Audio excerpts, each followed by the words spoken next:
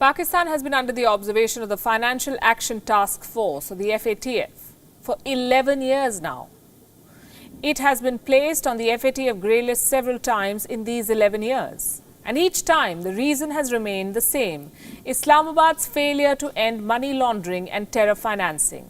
The Pakistan government is yet to make any institutional changes to avoid this grey listing. Forget changes, it has blatantly supported terrorism on its soil. Now it's gone one step further.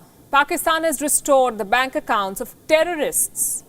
There are at least 5 of them. I can give you their names: Abdul Salam Bhutawi, Haji M. Ashraf, Yahya Mujahid, Zafar Iqbal, and their master Hafiz Saeed, the chief of the outlawed Jamaat ud-Dawa, the man who masterminded the 2008 Mumbai terror attacks, the man designated as a global terrorist by the United Nations. A man who has a $10 million bounty on his head placed by the United States government. But in Pakistan, this man, Hafiz Saeed, is free to make and receive payments. So are his aides. All of these 5 terrorists I just told you about have got their bank accounts back. What's more shocking is that this decision has been approved by the United Nations Security Council. According to reports, all 5 of these terrorists had appealed to the UN to restore their bank accounts so they could run, quote-unquote, family affairs. Family affairs. Apparently, it's getting tough for these terrorists to make ends meet during this pandemic. Well, I would like to believe it's because Pakistan is cost-cutting on terror, but I'd rather stick to the reality of the United Nations even considering such a plea.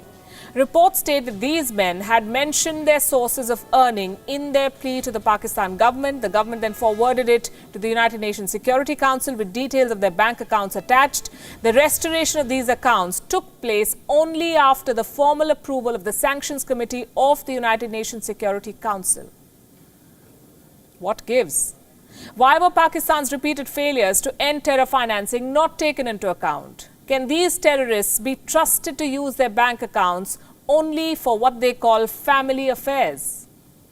It's a question that must be asked of the UNSC, and as we await that answer, I would like you to see something. A video that was uploaded on the YouTube channel of the Pakistan PMO recently, Prime Minister's office. The video was meant to showcase Pakistan's so-called successful foreign policy in the last 3 years. What it showcases instead is just how obsessed Pakistan is with India. For Pakistan, foreign policy is restricted to one nation only, and that's India. This video begins with India and ends with India. Everything in between is indirectly related to India. We do not wish to provide a platform to Pakistan, so we're not showing it. Those of you interested in seeing this video can look it up on the internet, and while you're there, try reading a bit about the Canadian government and what they have done. The government of Canada has uncovered a Pak-sponsored plot to conduct terror activities in India. According to reports in the Canadian media, a case relating to 2 Canadian Sikhs being placed on a no-fly list has now been linked to Pakistan's plot of using pro-Khalistan elements to promote unrest in India. The names of the individuals in question are Bhagat Singh Brar and Parvkar Singh. These 2 men were apparently promoting extremist views in the name of Khalistani independence. One of them had even visited Pakistan in 2015 and is said to have links with Pakistan's intelligence service, the ISI.